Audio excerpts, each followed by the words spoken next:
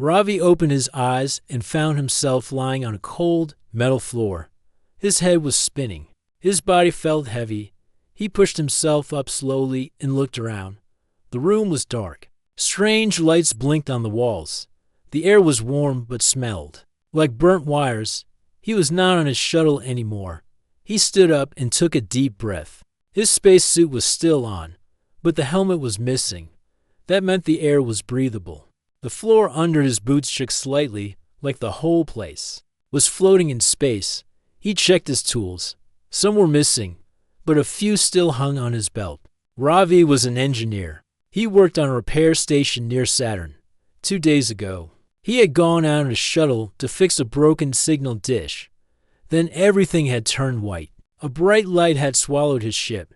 He remembered screaming. Now, he was here. The room had a single exit. Ravi walked through it, entering a long hallway. The walls were curved and silver. Strange patterns ran across them like glowing veins. Some panels sparked. Others were broken. It looked like the ship had been in a battle. He moved carefully. The ship groaned from inside, like it was alive and in pain. He passed doors that refused to open and others that led to ruined chambers. Metal beams had fallen. Smoke rose from broken wires. Once, he heard a low hum from behind a wall, but he saw no one. After a while, Ravi found a control room. It was filled with strange machines. He couldn't read the symbols, but the controls looked like they had once powered the ship. Now, most were dead. A large screen showed stars outside. That confirmed it. He was in deep space. Ravi sat down on a chair that looked half melted. He felt tired and hungry. He opened a small emergency pack from his belt and ate a protein bar. As he rested, he tried to think. Who brought him here? Why? And where were they now? Suddenly, the screen flashed. A red light blinked in the corner of the room. A soft alarm began to ring. Ravi stood up quickly. The screen changed to show a map.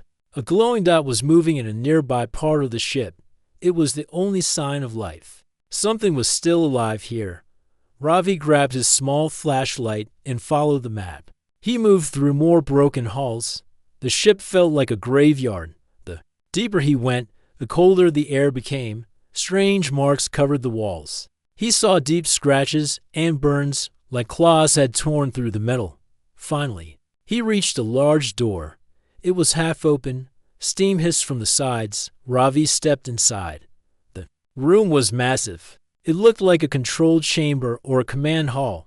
The ceiling rose high above, with broken lights swinging gently, and in the center of the room, lying still, was a creature. Ravi stopped in shock. It was a dragon, not like the ones in Old Human stories, but still clearly a dragon.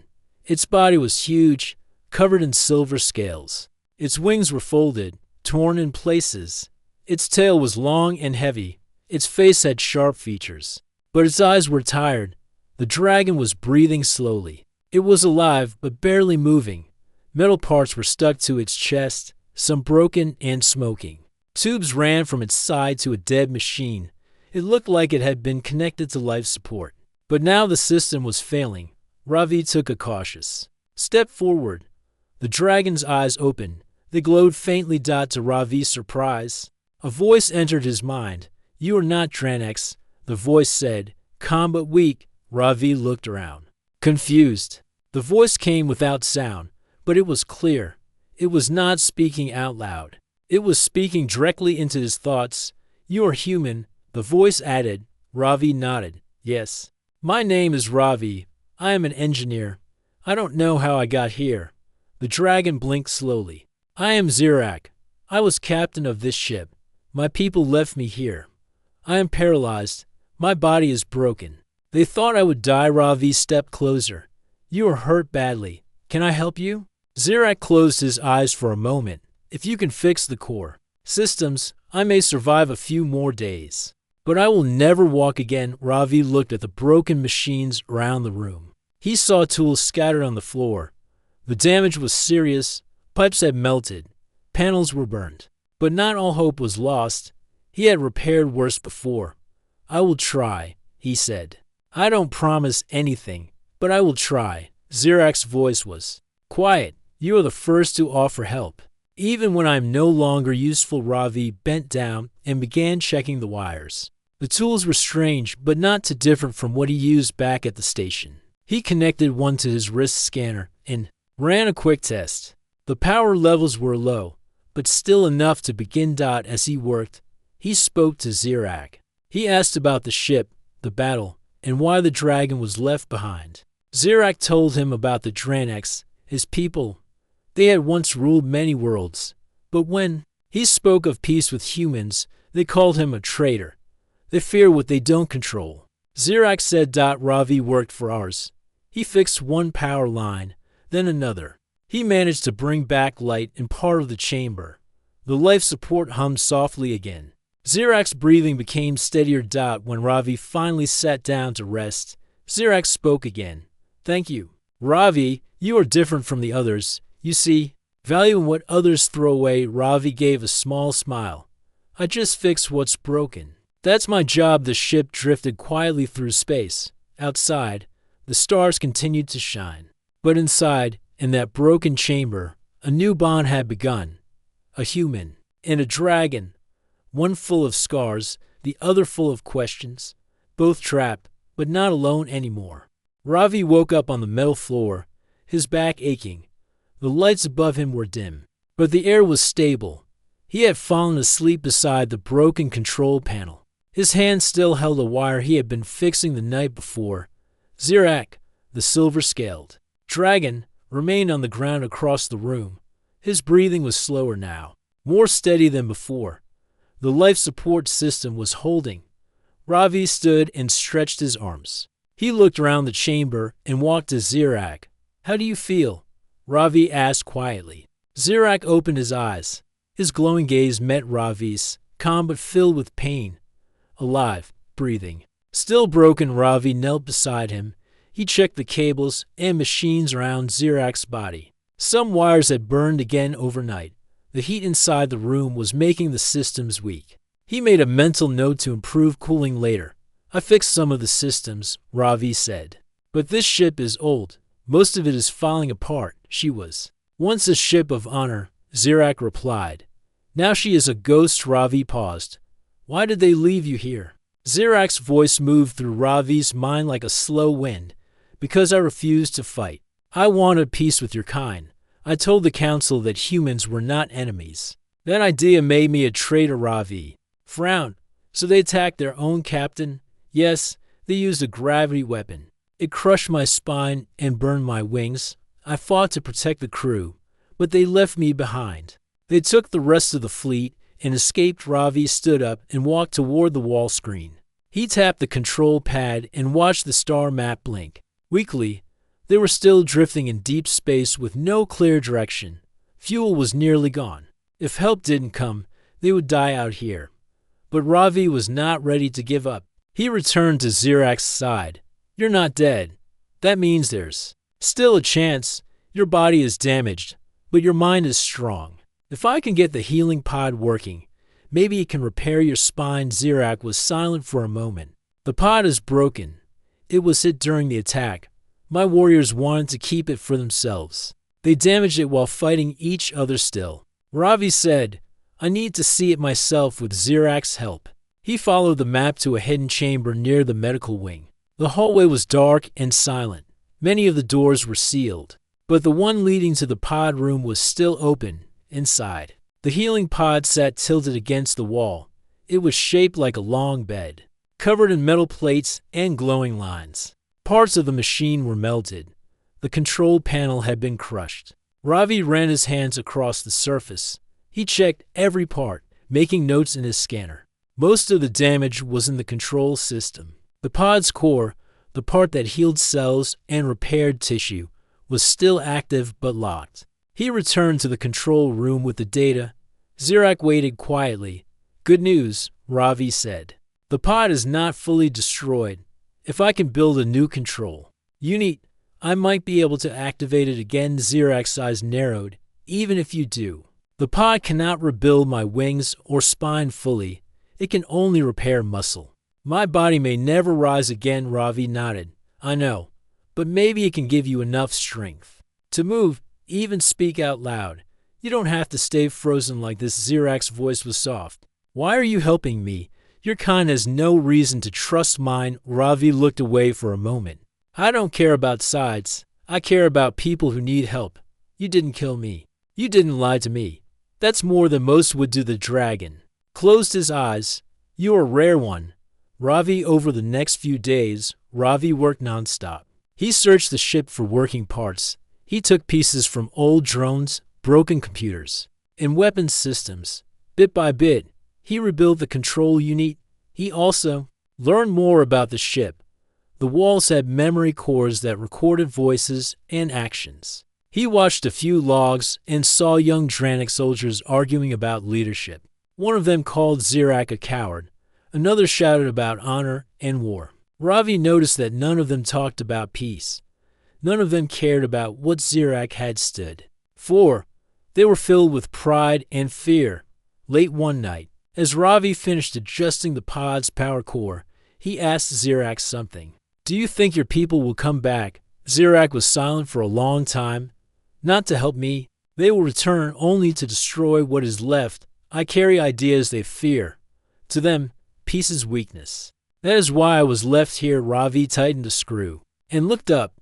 "Then we need to get out before they come back. You plan to escape with me?" Ravi smiled. "Of course, you're not dead yet. I'm not going to leave you behind." Zirak closed his eyes slowly. "Then I will trust you.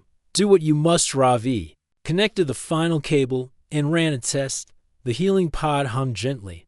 Lights blinked in order. A soft green line moved across the screen. The machine was ready. The next day, Ravi helped lift part of Zirak's upper body onto a support frame.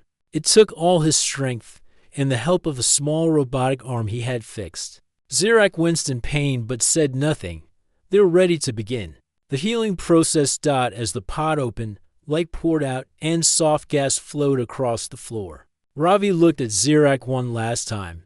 "This will hurt, but it might save your life." Zirak gave a slight nod. "I am ready. Do not stop. Even if I scream." Ravi started the pod. For the first time since the attack, hope filled the broken ship. A man and a dragon stood together, one with tools, the other with courage, both from different worlds, both broken in their own ways, but both still breathing. The healing pod glowed softly in the dark chamber. Ravi stood beside it, watching the lights on the screen as they moved in slow patterns. Inside the pod, Zirak's large body lay still. The machine hissed gently, releasing waves of heat and medicine into the dragon's damaged muscles. It had been 2 hours since the process started. Ravi hadn't left the room.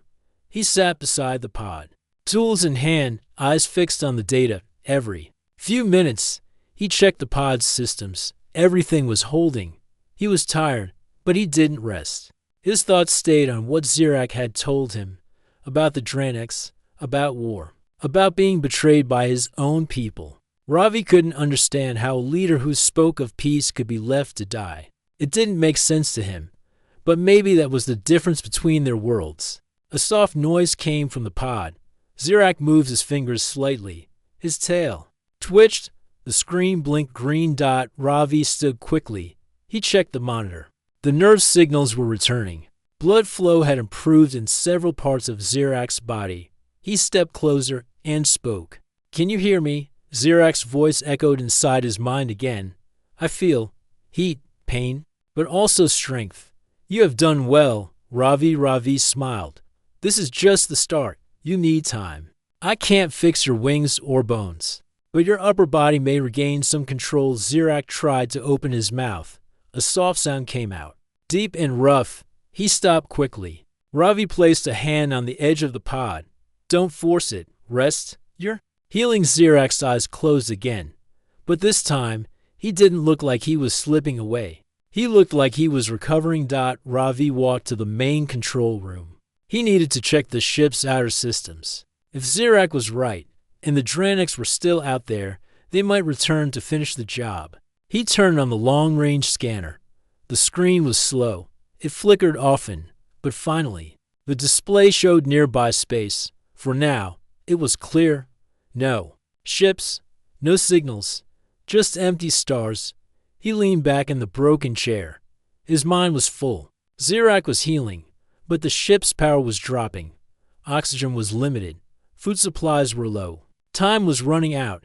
He returned to the storage bay. There, he found old cargo drones. Most were broken, but one still had power. Ravi pulled it out and connected it to his scanner. If he could repair the drone, it might help him reach other parts of the ship faster. As he worked, he thought about Zirak's words again. They feared what they could not control. Ravi had seen something similar among humans. Some feared anything new, anything different, but not everyone. That gave him hope. Later that day, Zirak called to him. Ravi rushed back to the healing pod. Zirak had moved his neck slightly. His eyes were clearer. His breathing was stronger. "You look better," Ravi said. Zirak blinked slowly. "The pod works, pain burns, but strength returns. You have given me more than life. You gave me a second chance." Ravi nodded. "And I'll help you take that chance. But we must leave this ship. It won't last much longer." Zirak was silent for a moment. "There may be a way." A smaller pod ship is stored deep inside the cargo wing. It was used for rescue missions. "If it still works, we can escape." Ravi's eyes lit up. "Where is it?" Zirak sent him a map through the mental link. The path led through damaged hulls and sealed doors. It wouldn't be easy, but it was possible. Ravi left right away, carrying tools and a torchlight. He followed the path carefully, moving through dark areas filled with smoke and broken beams. Once, he had to climb over a fallen wall. Another time, he heard strange clicking sounds, but saw nothing. After an hour, he reached the cargo wing. It was massive, with large containers floating in low gravity. At the far end, hidden under sheets of metal, he saw the rescue pod. It was shaped like an egg, with thick armor and for engine fins. The surface was scratched, but the core looked untouched. Ravi climbed inside. The control panel lit up weakly. Power was low, but systems were active. The pod could fly, but it needed more energy. He returned to Zirak and shared the news. Zirak gave a slow nod. "You have found the path. Now, we must walk it." "But we are not alone." Ravi looked at him, confused. Zirak's voice grew colder. "I sense them. Dranic's ships. They are near. Watching." Waiting, Ravi ran to the main screen and checked the sensors. This time, the scanner blinked red. 3 small dots appeared on the edge of the map. They were moving closer. "We don't have time," Ravi said. "They'll reach us soon. They come to destroy the ship." And Ravi paced the room. His mind raced. "I'll power up the rescue pod. You'll go inside. I'll connect your mind to the control system. You'll be part of the ship." Zirak looked unsure.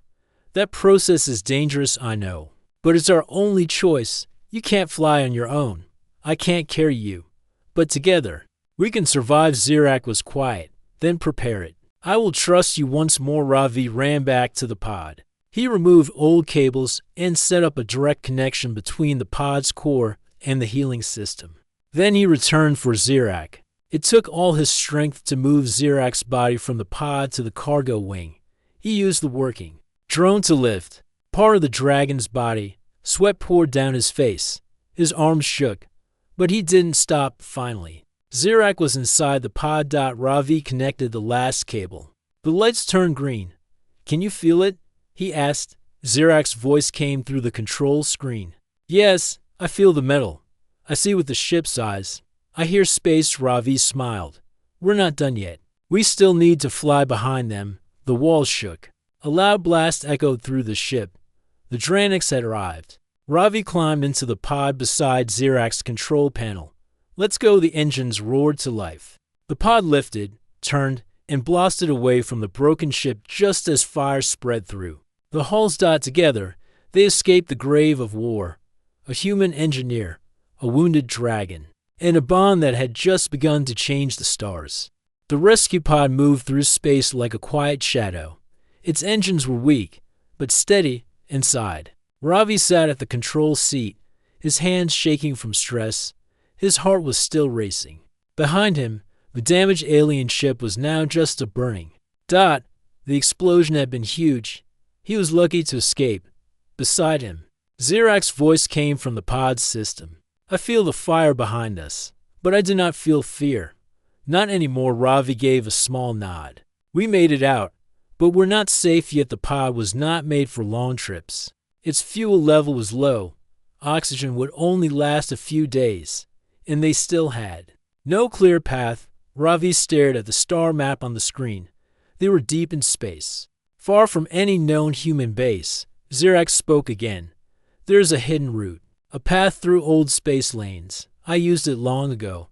I will guide you. Ravi touched the controls. Send me the coordinates. A glowing path appeared on the screen. It curved around a dead planet, moved between asteroid fields, and slipped through a magnetic storm. It was not an easy route, but it was better than drifting with no goal. He adjusted the pod's course. All right, let's see where this takes. US hours passed. Space around them grew darker.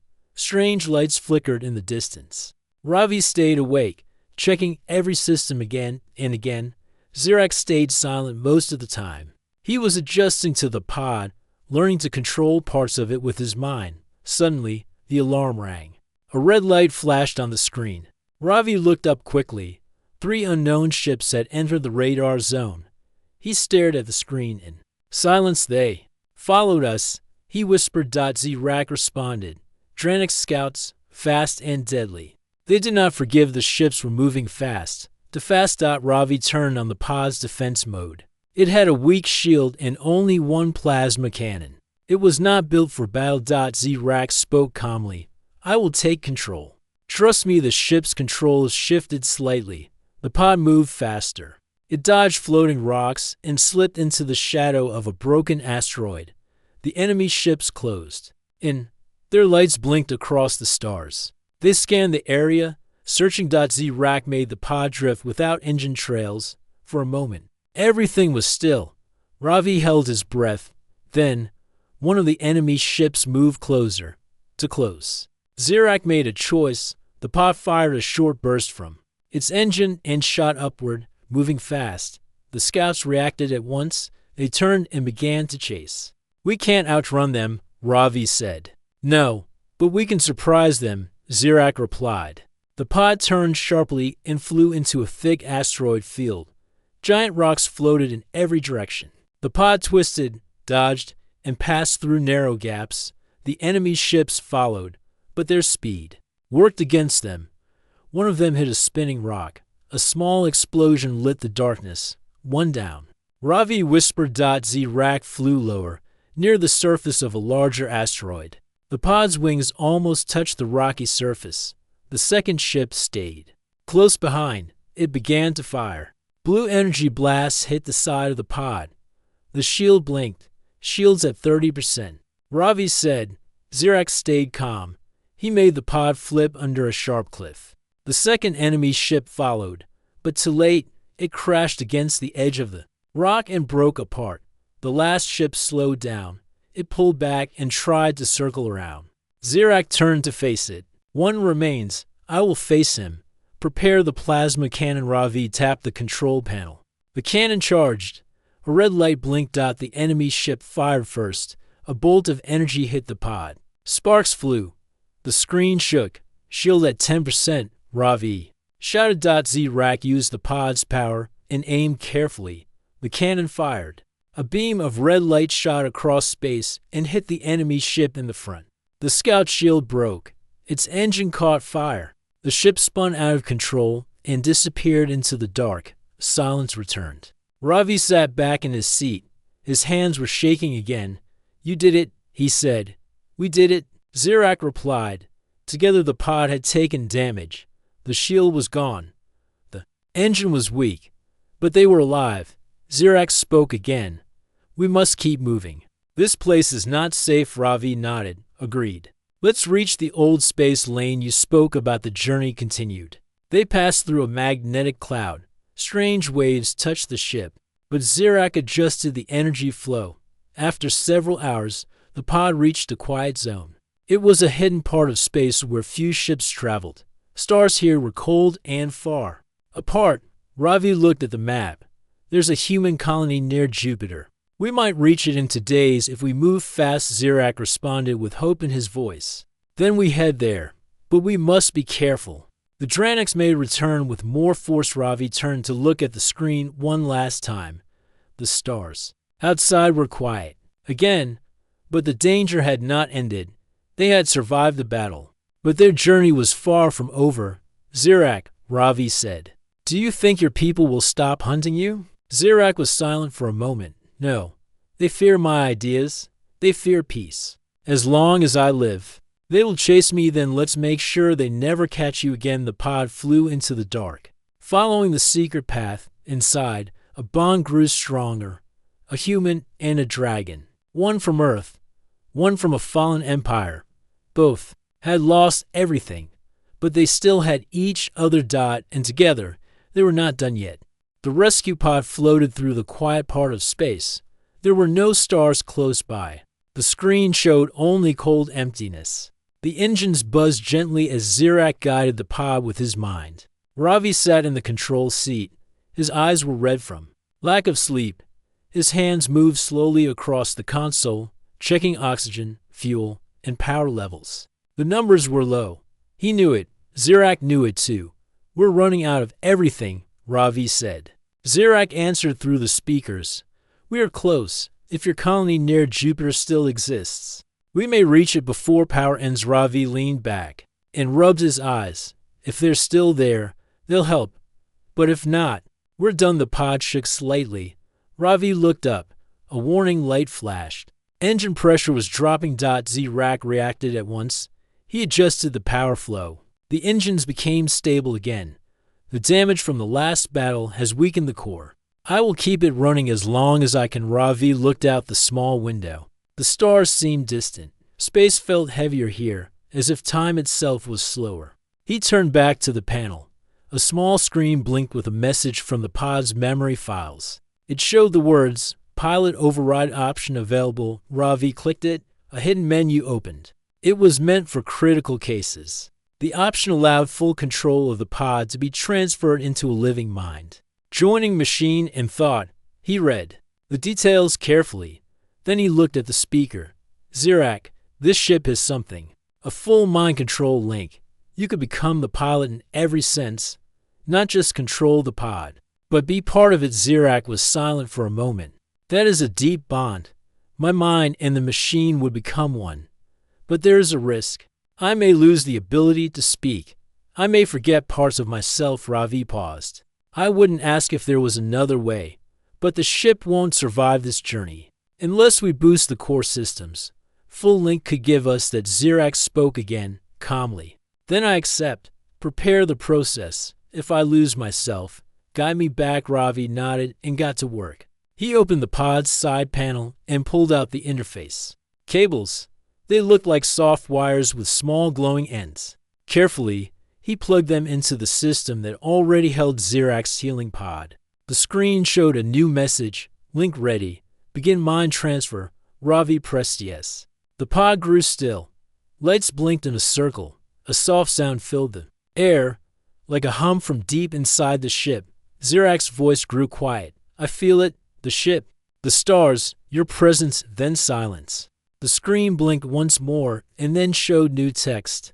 Mind link successful. Ravi waited. He called out, Zirak, are you there? A second passed. Then the ship's voice returned. Deeper than before. I am here. I feel everything. I see space like never before. I am the pod now. Ravi felt a wave of relief. Zirak was still himself. The engines roared to life. With new strength, the ship moved faster. Controls responded quicker. The route became clear. Zirak spoke again. I see a signal ahead. Human beacon. Weak but real. That must be your colony. Ravi's heart jumped. He checked the scanner. There it was, blinking on the edge of the map. It was far but reachable. They had a chance. Suddenly, a sharp noise broke the moment. The scanner picked up movement. 2 unknown ships had entered their path. They were coming from the side, fast. Ravi checked the signal type. Dranex, he said. Zirak answered without fear. Scouts again. They want to finish what they started. But this time, I'm stronger. The pod turned sharply. Zirak moved it with speed and skill. He flew low near a passing moon, using its pull to gain momentum. The Dranex ships fired. Blasts hit the side of the pod. Sparks flew inside, shields holding. Ravi said, "But we can't take many hits," Zirak replied. "I will take them away from the colony. They must not see it." Ravi looked at the map. The signal from the human base was still weak. If they led the enemy too close, the base could be found and attacked. Then let's lead them somewhere else. Zirak changed direction. He flew into a storm zone, where thick energy clouds blocked scans and radar.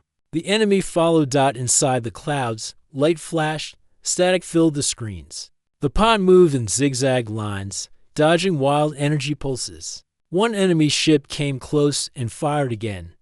This time, the blast hit hard. Ravi was thrown from his seat. He hit the wall and groaned. "Zirak, are you still with me?" The pod replied, "Still here, but systems are breaking. We must end this now." Zirak stopped running. He turned the pod and aimed straight at the lead enemy ship. The plasma cannon was ready. "One chance, fire," Ravi said. The cannon blasted a long beam of light. It hit the scout ship in the center. The enemy spun out of control and exploded. The second ship turned to escape, but the storm clouds cracked open. A massive burst of energy hit the retreating ship. It vanished in seconds. Silence returned. Zirak slowed the pod. He guided it gently out of the storm. Ravi sat back, breathing hard. "We made it. Are you okay?" Zirak answered. "Tired but steady. Some parts are gone. Power is low again. But we live." The human signal grew stronger. Ravi looked at it. He smiled. "Almost there. Just a little more." The stars opened ahead. A blue dot appeared on the screen. The colony was real. It had power, shields, and life signs. Zirak spoke softly. "I see your world. It is small, but full of light. I hope they accept me." Ravi looked at the screen. "They will. I'll make sure of it." The pod flew toward the base. Two souls inside. One of metal and scale. One of flesh and hope. Both changed forever. Their fight was not over, but they had reached the edge of safety together. The human colony near Jupiter was hidden inside a strong magnetic field. Long ago, Earth had built it as a backup shelter. Now it stood quiet and forgotten by many, but its systems still worked. Zirak guided the rescue pod closer to the large steel gates floating near the colony's outer shell. The pod's lights blinked weakly. Fuel was almost gone. Oxygen levels had dropped again. Ravi held his breath as he watched the scanner. "They're scanning us," Ravi said softly. Zirak responded through the console. "They will decide soon. If they fire, we cannot survive it." Ravi touched the communication switch and sent a message. "This is Ravi, a human engineer from the lost mission Orcs 5. I am not alone. I carry a guest who saved my life. His name is Zirak. He is not human. He is peaceful. Please let us in." There was silence for a long moment. The pod drifted slowly, close to the edge of the defense ring. One wrong move and the colony could destroy the ship. A voice finally came through the speaker. It was calm but cautious. "Ravi, your ID has been found in old Earth records. Your status is marked as lost in deep space. We confirm human signal. But unknown life forms are not allowed past the gate." Ravi leaned forward. "You don't understand. I would be dead without him. He's more than just a life form. He's a pilot, a mind, a fighter. He helped me escape death twice." The voice replied again. "We cannot allow dangerous life into the colony. This is final." Zirak was silent. Then he spoke softly to Ravi. "It is all right. You will go. You will live. That was always the goal." Ravi clenched his fists. "No, I'm not leaving you behind. You came this far with me. We finished this together." The screen blinked again. A new voice came through. It was older, deeper. "This is Commander Milo. I built this place when Earth still believed in second chances. If you speak the truth, come to Dock Point 3. But if this is a trick, you will both be lost." Ravi gave a short nod. "Understood. Thank you." Commander Zirak turned the ship. The engines buzzed weakly. The pod moved toward the gate marked with a glowing number 3. It opened slowly. Blue lights circled the edge as the pod entered. Inside was a long tunnel with thick metal walls. The pod landed gently. Robotic arms reached down to scan the ship. Ravi stood up. He felt the pressure of gravity return. He took a deep breath and opened the hatch. A wave of cold air rushed in. Several guards in full armor stood outside. Behind them stood a tall man with white hair and a serious face. "Step out slowly," the man said. Ravi climbed down. His legs shook. He looked at the guards. "Zirak is inside. He's not in a body. He became one with the ship. Please don't fire." The commander raised a hand. "Step back. Let us see for ourselves." They pointed scanning tools at the ship. The lights flickered. And then Zirak's voice came from the ship's speakers. "I am Zirak. I ask for no harm. I only wish to live and learn." The guard stepped back. The commander looked thoughtful. "You gave up your form to save a human. That is not a common act in this galaxy." Zirak answered. "I was lost. He helped me first. Then I helped him. This bond became more than survival." The commander looked at Ravi. "What are your plans?" Ravi wiped sweat from his forehead. "I want to repair the damage to the pod, then find a way to rebuild Zirak's body. He deserves to be free again." He carried me across death and silence. The commander stood silent for a moment. Then he nodded. "You may stay, both of you, but understand this. The people here are afraid. Aliens once brought war to this system. It will take time for them to accept what you to represent." Ravi smiled. "That's enough. We'll prove ourselves over the next few days." Ravi worked in a repair lab under close watch. He was given tools, data, and a small team of helpers. Zirak's core memory was moved to a larger frame. The engineers were amazed by how Zirak could talk, calculate, and think faster than any ship AI. Some feared him, some stayed away. But a few, including a young mechanic named Ben, grew curious. Ben asked one day, "Why would a dragon help a human?" Zirak replied through the lab's speakers, "Not all dragons are beasts. Not all humans are enemies. I helped because I was helped. That is what matters." Ben nodded and went back to work. Ravi studied ancient human files. He found old blueprints of robotic frames used for spacewalkers. Slowly, he began building something special. Day by day, parts came together: arms, legs, a strong chest plate. But this time, it was built for a dragon. On the 10th day, the frame stood complete. It had 4 legs, a long neck, and wings that folded neatly. Inside, a core chamber waited for Zirak's memory. Ravi smiled and tapped the console. "Ready when you are, my friend." The lights dimmed. Zirak's voice became quiet. Then the chamber lit up. The dragon frame blinked once, then again. Slowly, it moved. The head turned. The claws shifted. The wings stretched open. "I feel alive again," Zirak said. Ravi stood still, full of pride. "You look good in metal." Zirak turned toward him and lowered his head. "Thank you, Ravi, for everything." The door opened. Commander Milo stepped inside with 2 guards. He stopped when he saw Zirak in the new form. "This is something I never thought I'd see." Ravi stepped forward. "Zirak can be part of this colony. Not just a guest, a guardian, a friend." The commander nodded slowly. "We'll need people like him. Dark times may come again." Zirak spoke calmly. "Then I will be here to protect, to build, to learn." The commander extended a hand. "Welcome to Haven." Zirak bent his head in respect. "Thank you." The room grew quiet. 2 lives from different worlds had come through war, fire, silence, and darkness. Now they stood in the light, together. The colony of Haven was quiet in the early morning light. Outside the big windows, Jupiter loomed large, its swirling storms painting the sky. Inside, life was slowly waking. People moved in calm routines, some curious, some cautious about the strange new visitor. Zirak, now walking on 4 strong metal legs, stood near the main hall. His wings folded neatly against his back. His eyes, bright and calm, looked around with wonder. The colony was different from his old home, but it felt like a chance to begin again. Ravi was nearby, working with Ben and others to improve the new dragon frame.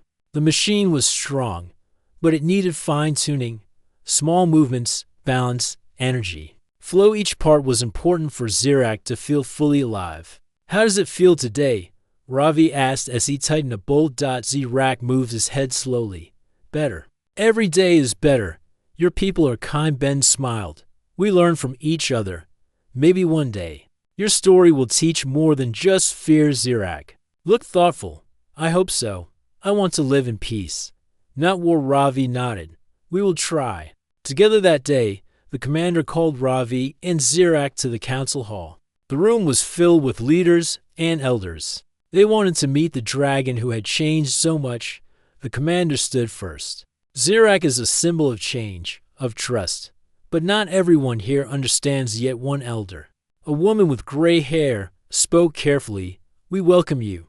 But there are questions. How do we know this is not a trick? How do we know the Dranex will not come again? Zirak answered with calm strength. I have lost my home, my wings, my honor. I want only to help and protect. I will stand with you against any threat. Ravi stepped forward. We fought side by side. We saved each other. This is not just a story of survival. It is a story of hope. The council nodded slowly. Some eyes softened. The walls of fear began to crack. After the meeting, Zirak walked outside with Ravi. They looked up at the stars. You have changed my world, Zirak said quietly. Ravi smiled. And you have changed mine. Days turned into weeks. Zirak learned the ways of the colony. He helped with repairs, security, and teaching the younger people about space. In return, they showed him Earth stories, music, and the meaning of family. One night, Ravi sat with Zirak on a hill overlooking the colony. The stars were bright and clear. The silence was peaceful. I never thought I would find a friend like you, Ravi said. Zirak looked at him. Nor I. In the darkest time, your kindness saved me. Ravi chuckled. Maybe we were both lost, but together, we found a path. Zirak's eyes shone. This is the beginning, not the end. Suddenly, an alarm sounded in the distance. Lights flashed on the colony walls. Ravi and Zirak rushed to the command center. The screen showed a large ship approaching. It was a Dranex warship, bigger and stronger than before. It moved with purpose, cutting through space like a dark blade. The commander turned to Ravi and Zirak. They have found us. We must prepare to defend Haven. Zirak spoke firmly. Then we stand. We fight. We protect this new home. Ravi nodded. Together the colony's defense systems powered up. Shields glowed around the city. People took positions. Some were scared, but many stood strong. Zirak moved to the front line. His metal claws dug into the ground. He roared, a sound that echoed across the plains. It was not a roar of war, but a call of courage. The Dranex ship fired first. Energy blasts hit the shields. The colony shook, but held. Zirak flew forward. He used his strength and the power of the pod to lead the defenders. The battle was fierce, but the people of Haven fought like never before. Ravi controlled the backup systems. He sent commands, fixed broken machines, and kept the lights on. After hours, the Dranex ship retreated. The attackers were defeated. The colony cheered. Zirak looked at Ravi. We have won, not just for us, but for all who believe in peace. Ravi smiled. This is our new dawn. In the weeks that followed, the colony grew stronger. The story of a human and an alien dragon spread through the stars. People from many worlds came to see the new hope. Zirak became a symbol, not of fear, but of unity, a reminder that even the deepest wounds can heal with trust and kindness. Ravi and Zirak stood together once more, watching the sunset over Jupiter's clouds. You saved me, Zirak said. Ravi shook his head. No, we saved each other. And under the glowing stars, two different souls began a new chapter, not as enemies, but as friends, guardians of a future where all life could stand together. The stars were no longer cold. They were alive with promise. Together, they were ready to face whatever came next.